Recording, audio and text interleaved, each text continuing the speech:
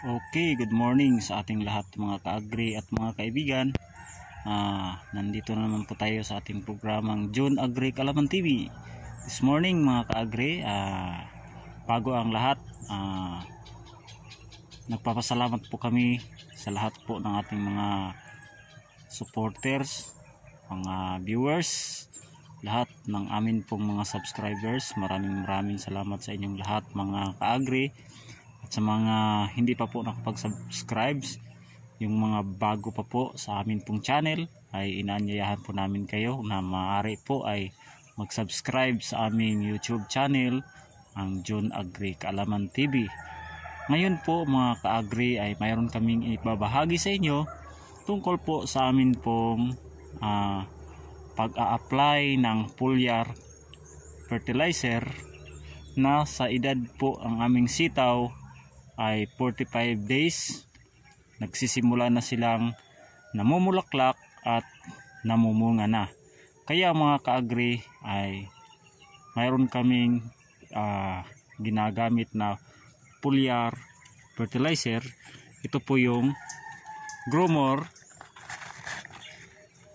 4048, 4% nitrogen, 0% phosphorus, and 48% ang potassium. Kaya ito po ay kailangan natin sa mga tanim natin na fruiting stage mga ka-agri. At ito po ay nasa ang dosage po nito ay 8 to 10 tablespoon every 16 liters. Take note po mga ka-agri, ito po ay Gromor 4048 ay minsanan lang ito, no? Gaya ng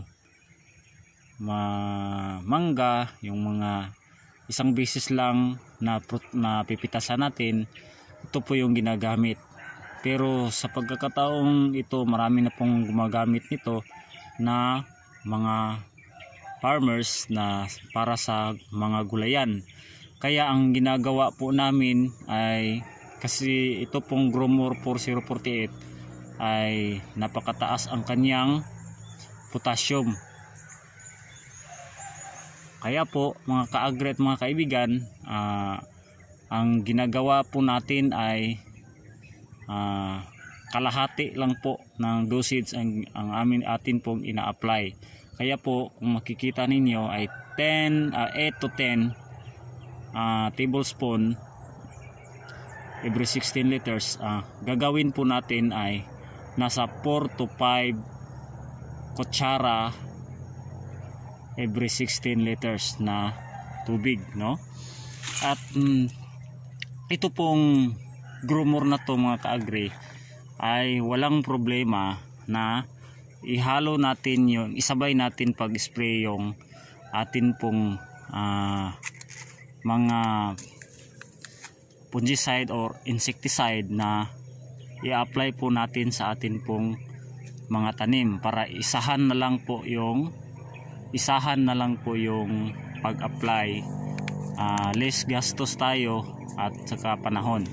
Kaya ngayon po ay isasabay po namin yung Nitebo na fungicide, 12 grams po, para po sa mga punggos, no? Kaya po nag-apply po tayo ng fungicide. Kaya sabi po ng mga nagbibinta ng Gromor o Sagrex Corporation, no, mga technician nila, ay walang problema kahit anong uring insecticide or fungicide na atin pong isabay sa pag-spray, ay walang problema ang kanilang product, no mga ka-agri.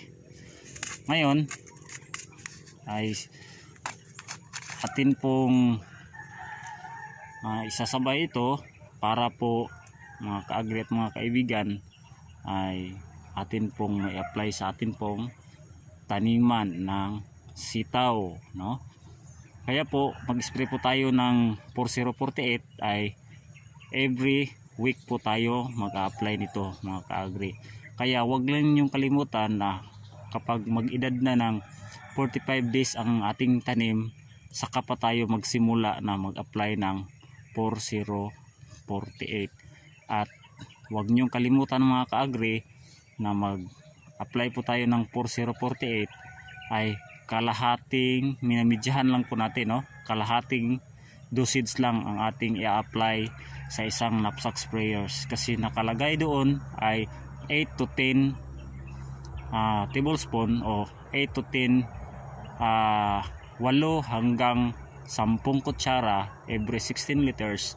Ang gagawin natin mga ka-agri ay kalahati lang ang ilalagay natin, nasa 4 to 5 tablespoon o 4 o hanggang 5 kutsara lamang, no? Kasi napakataas ang kanyang potassium, no mga ka-agri. Sana ay nakuha ninyo ang aming kunting tips at kaalaman tungkol po sa pag-i-spray natin ng foliar fertilizer Gromor 4048, no? Yan lang po ang aming maisishare sa inyo. God bless po sa ating lahat at magandang umaga sa atin.